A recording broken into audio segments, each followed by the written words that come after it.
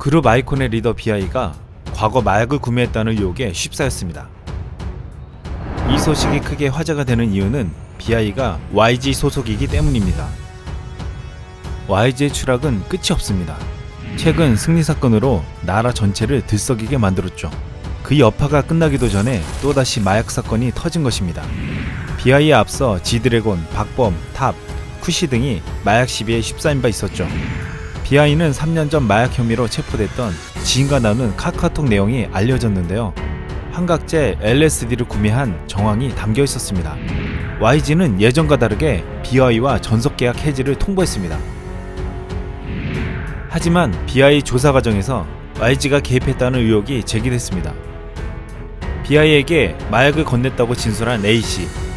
한 사건 관계자가 양현석이 A씨에게 진술을 번복하도록 강요했고 직접 변호사를 선임해서 조사에 동석하도록 만들었다고 폭로했습니다.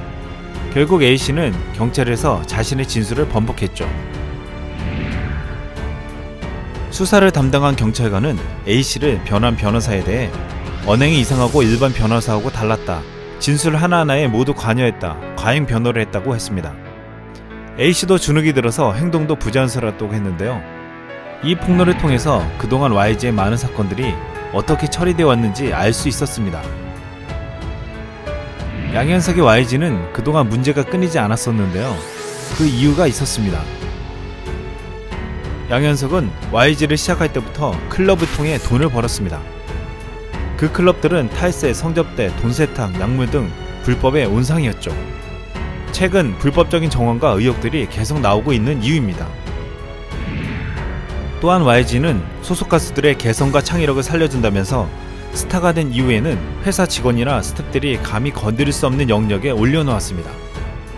그 자유는 방임이 되어 그들을 끝없는 유혹에 빠지게 만들었습니다. 그리고 계속 사건 사고가 이어졌죠. YG는 그동안 소속 가수들이 문제가 생기면 모르쇠, 무조건 부인으로 대처해왔습니다.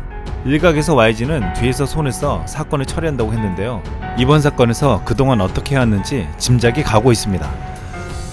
하지만 이제 이런 YG의 방식은 한계에 이르렀습니다. 승리 사건이 터지면서 그동안의 사건들까지 거론되었고 YG의 실체를 대중이 다 알아버렸습니다. 최근 대학 축제에서는 YG 소속 가수들을 보이콧하자는 운동까지 일어나고 있습니다.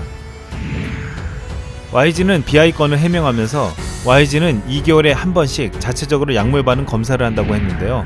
오죽하면 2달에 한 번씩 검사하냐고 비아냥을 샀습니다. 그만큼 YG 소속 가수들이 문제가 많다는 것이겠죠.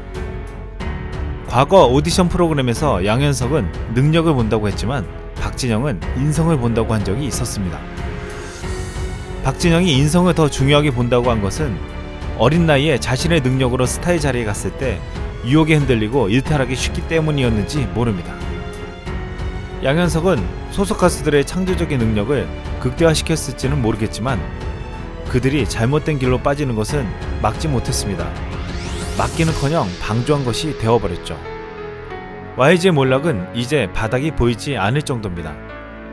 대중들은 YG의 민낯을 모두 보았습니다. 대중들은 말하고 있습니다. 더 이상 이런 방법은 안 된다고 말입니다. 그리고 YG는 알아야 합니다. 대중이 없으면 지금의 YG는 존재할 수 없었던 사실을 말입니다. 지금까지 샘마이크였습니다.